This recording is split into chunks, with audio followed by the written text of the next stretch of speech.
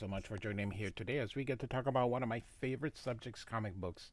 My name is Jose. I love comic books. I love talking about them. I love sharing them with you. Feel free to follow me on social media if you would like. Links are in the description below. I've also posted a link to the Marvel fan site that I have plot synopsis and character bios for this issue. We are finally here. X Factor number 10, part of the Mutant Massacre saga, and Walter Simonson will now become the regular penciler of this series, and he shows up at a critical junction here. I have covered X Factor since issue number 1. I have a playlist. I also have an Uncanny X-Men playlist, and I also have a New Mutants playlist and an X Universe playlist where I put everything together. I'm covering the Chris Claremont universe era. I should say the Chris Claremont era of Uncanny X-Men and all things related. So if you want to get caught up, everything's in reading order. So if you want to check out any of those playlists, if you start at the X Universe playlist, I have everything in there. So this issue spoke to me.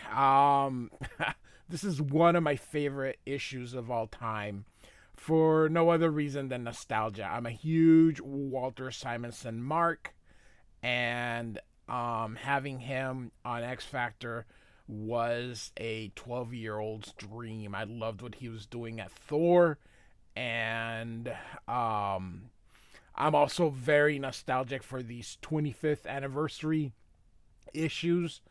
I have quite a few of them. I'm missing a few, but some of them are really expensive, particularly the Star brand that Marvel had for kids. Those had very low print runs. Those are incredibly expensive. So I will probably never have those, but I've got this issue, I've got the Uncanny X-Men issue, I've got the New Mutants issue, I've got the Amazing Spider-Man issue, the Hulk issue, the Thor issue, the Avengers issue, the Daredevil issue, Fantastic Four issue. So quite a few of them. So I love this template so much that I actually created a template with the Marvel 25th anniversary so I could sketch on and put drawings on that. So anyway, here we go. We are getting some other changes. First of all, this is the first issue that has this logo. If you remember from the previous issue, the logo was different, and now we've got the logo that most people will recognize. This is the new logo that will go from here on out. And we've also got some foreboding here as we see Angel in the corner box right there. So we know, even though he's not, Cyclops was chosen for the cover. Yeah, we're in for a treat, guys. This issue happens at the same time as Uncanny X-Men 211. So, some of the stuff that happens over there happens over here. So we are deep in the Morlock tunnels, and suddenly, so we got our credits team: Louise Simonson, Walter Simonson, and Bob Wiacek will be. Walter Simonson will actually only be penciling throughout this run. He does not ink himself on this series.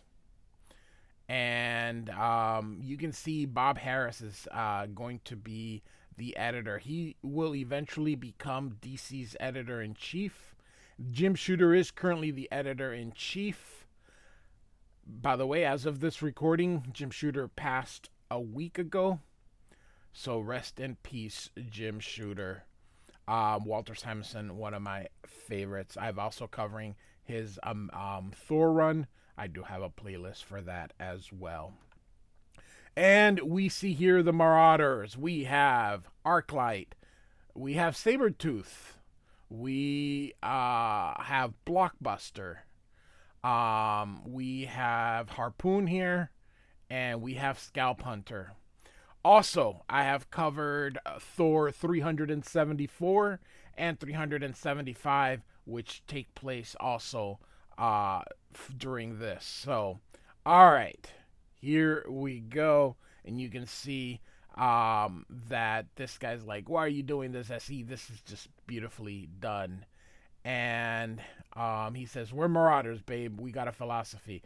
The only good mutant is a dead mutant, unless, of course, it's us, because they are mutants. So we will eventually. So the whole part of the Mutant Massacre was Mr. Sinister sending out the Marauders to clean the herd. He thought there were too many mutants and it was diluting the line, so he sent the Marauders to clean things up.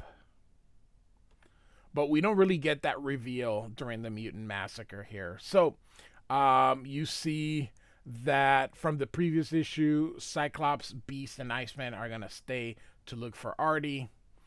And Angel is taking Jean Grey, Marvel Girl, and she's using her telekinetic to help Rusty. And then we have a Skids right here. So Cyclops says, Angel, Jean, go on. Rusty's hurt. Get him back, and Skids back to our complex now. And Angel says, I hope Scott will be okay. He seems worried, edgier than all this warrants. And Marvel Girl says, he blames himself, Angel. I was angry at him, and he was hurt. He needs to lash out, to hurt back. Rusty stumbled across his path like a human lightning rod. And you can see the three are going to go. This is really nice. So they talk, but you still see sort of great storytelling by Simonson here.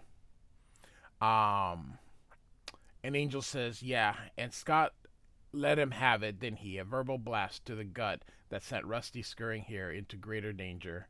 And little Artie followed him. Angel, you can hear them.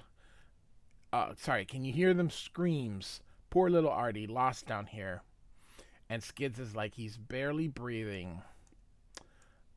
And so Skids continue, please, you don't have to slow down for me. I can skate on my force field real fast. I'll keep up, honest. And Angel says, don't worry, Skids. Between Jean and me, we'll save him. I just hope Psych, Beast, and Iceman can find Artie. I've always wondered how these tunnels are just the greatest things ever. Like, the whole complex underneath the island of Manhattan. And the most pointless question ever asked, Scott, are you all right? Every time people, are you all right? No, man. But he says, I'm fine. Whatever's happening down here, at least Rusty is out of it. And so they're walking on sewer. They're in sewer water. Ugh. Come on, let's find the kid. And man, the smells. Ugh. Anyway, hold it. What's that? As he sees the Morlocks running away, suddenly Harpoon hits this one. And he was called Zeke here. And this one says, forget Zeke, Dreamer. We can't help him. Come on. And so Arclight says, good shot, Harpoon. One chump slaughtered. Two, all of a sudden these two trip. And Iceman yells no, as you can see Beast and Cyclops with a shocked look in their face. Beast says no.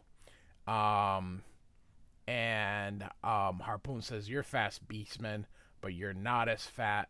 You're not fast enough to best Harpoon, and hits him right on the side.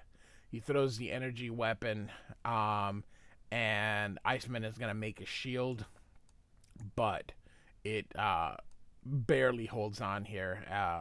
Cyclops says, "This guy's deadly, Iceman. Better nail him while we can." I love Simonson. And so Arclight touches things, and they I don't know if she's super strong or what the deal is. I haven't really looked up her power, but she's strong, but she's able to touch things, and I think they blow up sort of. And she says, Harpoon asks what she's doing. She says, collapsing the ceiling. I'm bored with them, Harpoon. They're not much fun to kill at all, as you can see Cyclops shooting at him. And so as it collapses, Cyclops says, get behind me, people. A wide I-beam on pulverize will stop the debris. And so at least the part of this, at least the part falling on us. Sorry. They're on the other side of the cave. Who were they anywhere? And this guy says, Marauders, and they want to kill us. Yeah, we noticed. You two had better stick with us for safety. I just hope Jean and Angel made it out okay. So Skid says, I want to thank you guys for saving Rusty and me. Us Morlocks have tapped into cable, and saw you on TV. You're the exterminators, right? The guys who attacked those mutant hunters, X Factor. And she continues, Rusty says X Factor is okay, but I figure, well, he was with them for a while. They probably brainwashed him or something. I've seen the X Factor ads and the effect they've had on some people. I love how Simonson draws the wings here. And so she doesn't know, of course, that they are X Factor. And when they get there, she's wondering about the hideout, and Angel says, "Wait a minute," and he calls Cameron Hodge, and that he needs a doctor in the infirmary, and then she realizes that the two are the same, and she's going to, she feels betrayed here. Man, Angel Simonson. I feel so bad that this is the only time he draws the Angel, because this he would have done magnificent. I love these freaking wings that he puts on him. They're huge. And he says, X Factor hunts mutants, but to teach them to control their often dangerous powers, like Rusty's fire power, so they can be assimilated into society. And then she says, whoever's idea it was dumb. And you can't hold me, nothing. They just skid off because of her force field. And Jean Grey says, I can contain you. And so she uses all these things, her telekinetics, to hold on to it.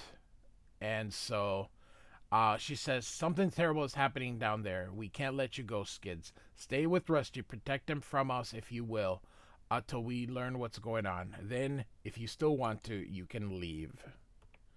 And so here's Caliban with Artie and Leech. And so he's going to walk ahead, and suddenly he's attacked by Sabretooth here. And he's like, ain't nothing going to dull Sabretooth's claws or his senses. Someone's coming. Who? And Leech puts Artie, he says, in the hole fast. And so you can see Cyclops coming from behind here.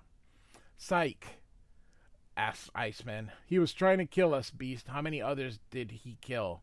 But he's alive so far. And, of course, Rusty recognizes him.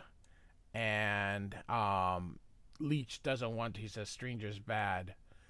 And so they see trouble over there, so then they're going to run. And they're like, Caliban says he's not hurt, and so they're gonna try to put him in, and they get him right through before Sabretooth gets him, and he's like, it'll take more than that to stop me, little piggies. Shall I prove it, huh? Shall I huff and puff and blow your house down? And so now we've got Freedom Force listening to this thing as of X Factor, which of course they know that X Factor and the Exterminators are the same team, and that they're the original X-Men here. And so Candy Southern is in Worthington Industries, and she's there's a board, the board meeting, and she's giving them an update here, and this guy comes in, and he says, it just came over the radio about Mr. Worthington. It said that he's an evil mutant, and Worthington Enterprise is backing X Factor. Of course, she's like, Blast. I love blast. It's instead of damn. That's what they would say. Warren thought he'd buried his interest in X Factor so cleverly no one could ferret out the connection. How? And so I'm supposedly his lover, and I haven't had a real conversation with him in weeks. We've both been so busy. It's time I went to him. Then uh, when he hears this, he's gonna need me. And so he says, "Gentlemen, I'm postponing the remainder of this meeting till next week. If you need me, I'll be in New York." So she's gonna go um, see him, and of course, it was Freedom Force who leaked the information. Now the same time that weather report comes through, and oh, not weather report, I'm sorry, news report comes through, outing Angel as a mutant and X Factor, and he's like, oh crap. So all right, we're back in the alley. You see Blockbuster and Riptide. I think this is Riptide. There's Vertigo here. Um, oh no, it's just somebody else that's spinning. It's not Riptide here. And so, um, he punches that guy through. There's X Factor coming, and Iceman tries to stop Blockbuster, and Vertigo uses her powers to make Iceman so dizzy that he falls. Oopsie. And Blockbuster busts out of this thing. He's like, no crummy block of ice can hold me, turkey. Blockbuster's gonna break you just like that. And Cyclops hits him again with blast here. And so now Vertigo puts it, or uses her powers to make Cyclops dizzy. But now comes Beast, who kicks her out. And Beast says, that trick won't work on me. I'm an acrobat. Used to have, you may have noticed I used, you may have noticed and used to Vertigo. Okay. So you see Blockbuster grab Vertigo and they are retreating. Cyclops asks Beast how he's doing. He says he's fine. Ask Iceman, and Iceman says he's okay. And so Beast says, we have 4 refugee psych and a batch of walking wounded. We should go back to the complex. We have save those we have. And Cyclops says, Artie's still down here, and we'll find him or die. And so here's Artie here, and Leech. These two are going to be such great buddies here. And so he tells him, is he telling him goodbye or hold on here? I think he is. And he gets away from him. Remember, he cancels out his power. And so he shows them, that's how he communicates, by using mental projections. And so, all right. And so up in the infirmary here, look at these wings. They're just magnificent. Oh, all right. So they're overlooking the city here. Angel says Rusty will be okay here, Jean. We couldn't let him be hospitalized. If the authorities realize who he is, he'd be arrested. And Marvel Girl says, it's a roll of the dice, isn't it, Warren? Rusty's freedom against his life.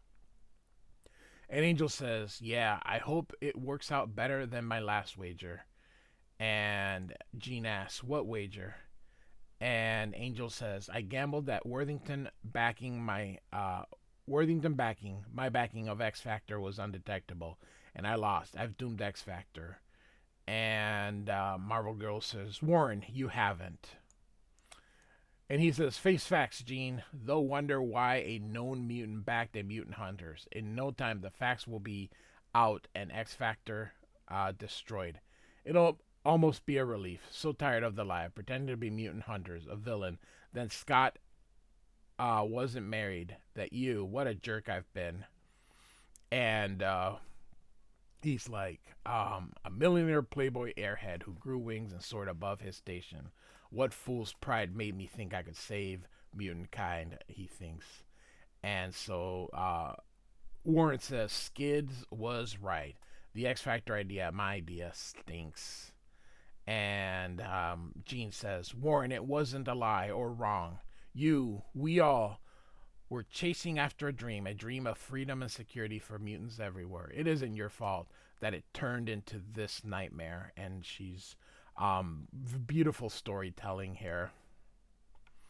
And of course, he's got the hots for her. And as they're talking to, he's like, oh, And of course, Candy catches them here.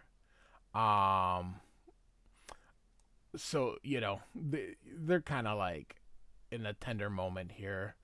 Um, and so anyway, when Candy sees it, he was like, "I was so worried about you, and I find you like this. I've overlooked your philandering before, but this is the limit. And you, Jean Grey, haven't you wrecked enough relationships, enough lives? It's not her fault. You're a mutant, all right, but your real power is to make men fall in love with you and then to destroy them. Warren, Angel Baby, you can take your vice presidency," and she throws it, "and you can shove it." And of course, he's like, "Candy, wait, it's not what you think. Wait." And so, love the wings. Oh my God. And so, Jean's gonna go help Beast, Cyclops, and Iceman. And of course, Angel here is like, man, I really should try to salvage this relationship. Um, you know, or do I help the woman I haven't no right to save the man she loves and who just happens to be my best friend? And he's like, who am I kidding? It'll take more than a salvage operation to help me. Maybe the National Guard. So he decides he's gonna go with Jean, and he's like, hold on, I'm coming with you here. So all right, and so um we see Sabretooth and Harpoon here, and they are going to get this lady here, but suddenly uh, she touches Sabretooth and he goes down. Behind him, Apocalypse shows up. You can see that he grabs Harpoon and he says to that lady, "Fear not, I will not yet." Oh, she tells the Marauders, "I will not yet slay you. You Marauders winnow out the weak, that the strong may rule, and thus you do my will. But you are not yet strong enough to face the test that I will place before you." So the thing that we as readers don't know is that it was actually Mr. Sinister that sent the Marauders, and we don't find out until X-Men 221, I believe. Anyway, um so he says to this lady, "Plague, you are worthy and will be a tool to their testing. Take my hand and you will be Plague no longer, but Pestilence, first horseman of Apocalypse." And she says, "You sure you know what you're doing, Sonny?" He says, "I know. I was ancient when you were young. Come, we will leave together." And so they disappear or teleport. And Sabretooth is like, sick as a dog. The old lady wasn't joking. Without my healing factor, I would be dead. And so Angel and Marvel Girl are back in the tunnel, and they see this rumble, and they go over there, and of course they see um, X Factor fighting the Arclight and Prism here. And Prism, I think, just showed up this issue. I don't think he was there. And so Cyclops zaps her, and he tells Scrambler to go disrupt their powers. And Beast hits him, but of course he touches him, and thus he goes down. And Now Prism's using his power to, but they're in the tunnel. There's no light. Maybe he generates his own. And Cyclops hits him with his optic blast, but he reflects. He reflects the light back to him, and of course, they Angel and Marvel Girl have found them, and she uses her telekinetics and ends up smashing the dude here, which explains, yeah, this is like his one and only appearance here, and he's dead. So Arclight takes Scrambler here, and he's like, too bad Prism was so brittle. Scrambler, but 3 out of them are down. If they hadn't called for reinforcement, we'd have nailed them permanently. Time for evasive action. And so she touches that thing, and of course, creates an escape, and they block their way out here. Um, and she goes, Warren, we have to follow. Stop her. She and her friends, they murdered, destroyed. And so we now see Cyclops and Beast, and Jean Grey is holding them here. And Cyclops says, follow, get real, Jean. The Beast is pumping blood. Iceman's blinded and Sykes knocked up for a loop. Oh, sorry, that was Angel. And the others are hurt too. We have to get them to the complex before. And Scott says, Warren, Artie is down here with these Marauders. We can't leave. And he says, Angel says, we're not leaving, Paleface. You are. Trust me. I'll find Artie. And so now he, as Warren helps him, you see Cyclops saying or thinking here, I was jealous, resented his friendship with Jean, and now he leaves me, risked his life for Artie to redeem me. If he survives, if Jean wants him, I swear I won't stand in their way. Says the man who was married and hid his marriage for weeks on. Oh, you're a jerk, Cyclops. All right, so they say goodbye, and off goes Angel. And Iceman creates a barrier here, and Iceman says, I'm worried because Angel's stuck in the other side with them.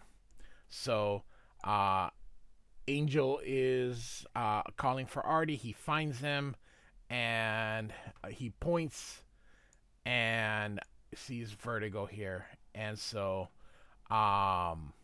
he puts Artie down here and says, I need you to run back to the tunnel, to the complex. Carry a message for Jean. Tell her that I did. Tell her what I did. She's right. It's what we're here for. She'll understand. And Artie, no matter what you hear, don't stop. Don't look back. Go.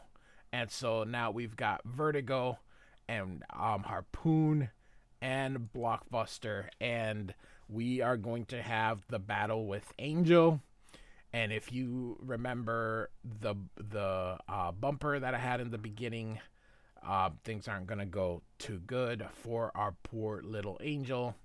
And so they're going to fight. He has fought Vertigo before in Marvel Fanfare 1 through 4, which I have covered. It is also on those on that X Universe playlist, and it's also got its own playlist. And so he says, I know you, Vertigo. I faced you before, and I know your weakness. You'll have to do better than that if you want to. And then Blockbuster grabs him by the arm and tosses him. And as he does, he grabs the wings. Look at this. And he screams. And he's like, Angel is keep him happy, distracted, long enough for Artie to get away. So Angel is going to sacrifice himself for them. And look, Harpoon just, oh my goodness gracious. He says, hold him steady, Blockbuster. And Angel screams in pain, and he throws the other one. And this is the image that I redrew for our for the cover front piece. And so he's like, sorry, as he screams here, he's thinking here, no, what a jerk, what a fool. Artie can't talk, he can't tell her anything. Guess it's just as well. And so Blockbuster says, you're a loser, Flyboy. Pinned it by the only thing that made you anything special.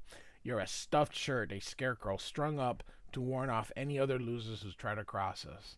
And the warning will be as effective, more effective when you're dead. Kill him now. And so it says here, read Power Pack 27, which I am not covering, Thor 373, which I have covered, and X-Men 212, which I will be covering.